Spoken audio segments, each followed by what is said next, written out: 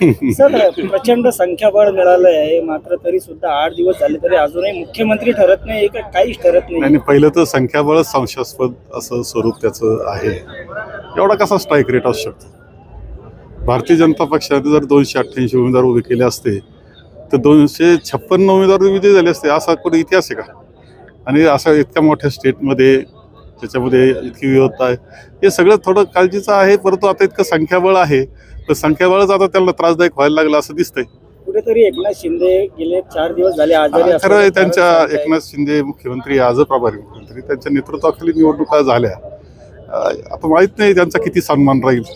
मात्र ते आजारी असं सांगितलं जातंय. दुसरीकडे कदाचित आजारी असू शकतात, मी नाकारत नाही. आजाराबद्दल काय कोणी बोलायचं, पण शेवटी असं आहे की एवढ्या मेहनतीचं काही सन्मान आहे की त्याचा मला आज तरी माहित नाही. विरोधक एक चर्चा करतात की काँग्रेसचं लोकसभेत जे यश मिळालं होतं ते विधानसभेत टिकवता आलं नाही, कुठेतरी तो संपत चाललेला पक्ष आहे. नाही, असं होत नाही. 3 महिन्यामध्ये आमचं यश होतं, 3 महिन्यात एकदम गेलं. त्याची कारणं वेगळी, त्यामुळे तसं होणार नाही. काँग्रेस हेच आम्ही काम करत राहू.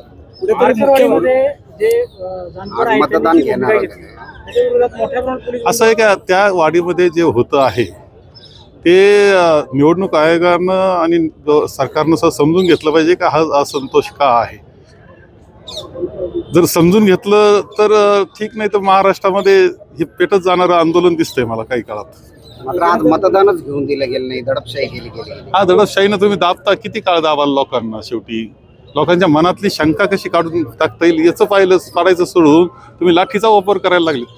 राजस्थान असेल किंवा मध्य प्रदेश, त्या ठिकाणी अनेक नावं मुख्यमंत्री पदाच्या शर्यतीत 1 नंबरला होतील. अचानक नवीन नावं समोर आली. महाराष्ट्रात सुद्धा असं काही घडेल असं वाटतंय? तुम्ही अनेक वर्ष राजकारणात आहात. भारतीय जनता पक्ष आहे तो, त्यामुळे मी काही सांगू शकत नाही. त्यांचंच त्यांना सांगता यायचं नाही. निवडणूक आयोगाने आज बैठकीला बोलवलंय. नाना पटोले काँग्रेसच्या वतीने गेलेले आहेत.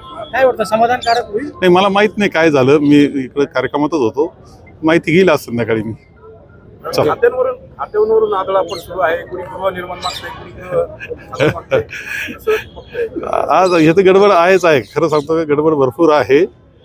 ठीक आहे, आता म्हणजे संख्या इतकी झालेली की त्यांना सुद्धा ती आवरता येईना. आता शिंदेचा बार्गेनिंग पॉवर कमी करायचं म्हणून अजित पवारांना पुढे केलं. शिंदेच्या नेतृत्वाखाली झालेला आहे. त्याचा किती सन्मान राहील हे मला आज काही सांगता येत नाही. कुठेतरी आपली निवडणूक झाल्यानंतर पराभव झाला, त्यानंतर विरोधक म्हणू लागले होते की हे आता संपलेत. मात्र आजच्या सभेतून तुम्ही त्यांना इशारा दिलाय. काय आता पुढची? तेव्हा आमचं फाउंडेशन फार पक्क आहे.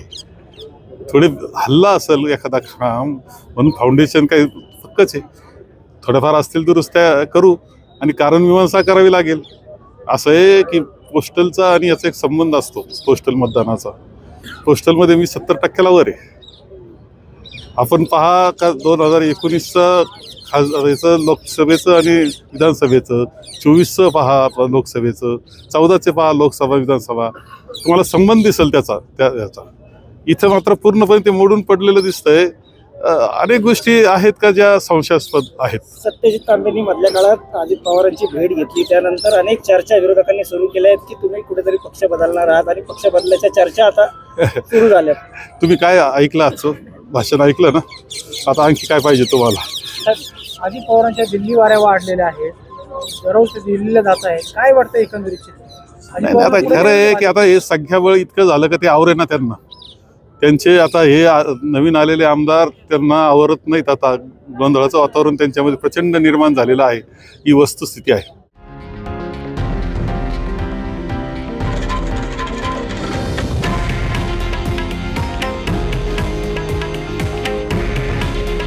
हे आहे देशातील नंबर 1 न्यूज नेटवर्क आणि आपण पाहत आहात TV9 मराठी.